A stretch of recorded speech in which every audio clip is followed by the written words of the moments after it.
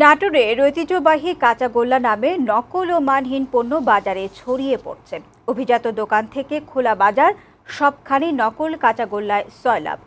কিছু অসাধু ব্যবসায়ের কারসাজিতে প্রতারিত হচ্ছে পর্যটক ও ভোক্তারা। এই মিষ্টির সুনাম ধরে রাখতে প্রশাসনের হস্তক্ষেপ চান এ পেশার সংশ্লিষ্টরা। নাটোর সংবাদদাতা ইসাহাক আলীর প্রতিবেদন। রানী ভবানীর রাজপ্রাসাদে মিষ্টি সরবরাহ করতেন নাটোরের লালবাজারের মধুসূদন পাল। একদিন তার দোকানের সব কর্মচারী অসুস্থ হলে 2 মণ ছানা নষ্টের উপক্রম হয়। এই ছানার সাথে চিনি মিশিয়ে উনুনে তাপ দেন মধুসূদন। তৈরি হয় নতুন ধরনের মিষ্টি। স্বাদে অতুলনীয় হওয়ায় তিনি রানীর কাছে পাঠিয়ে দেন এই মিষ্টি। রানী নাম জানতে চাইলে মধুসূদন পাল জানান এর নাম কাঁচাগোল্লা। 250 বছর ধরে স্বাদে অক্ষুণ্ণ এই কাঁচাগোল্লা দেশের 17তম জিআই পণ্য। তবে এর মান নিয়ন্ত্রণের কোনো উদ্যোগ না থাকায় খোলা বাজারে ছড়িয়ে পড়েছে নকল কাঁচাগোল্লা। এতে প্রতারণার শিকার হচ্ছেন পর্যটক ও ভোক্তারা।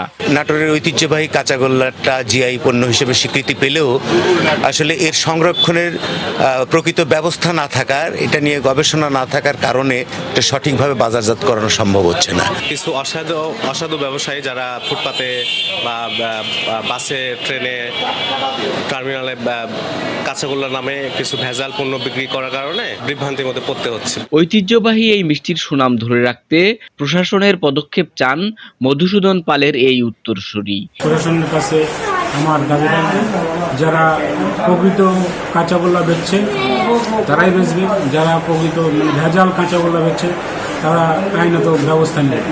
জেলা প্রশাসক জানিয়েছেন, কাঁচাগোল্লার সাথে নাটোরের মানুষের আবেগ ও ঐতিহ্য জড়িত। নকল কাঁচাগোল্লা তৈরি করা বন্ধে পদক্ষেপ নেওয়া হবে বলে জানান তিনি।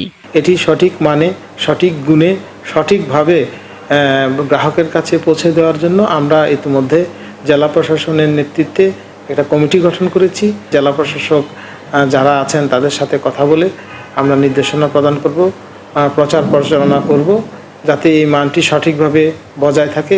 দেশের বাইরেও সুনাম রয়েছে নাটোরের কাঁচাগোল্লার, তাই বিদেশে এর বাজার তৈরিতে সরকারের পদক্ষেপ চান জেলাবাসী।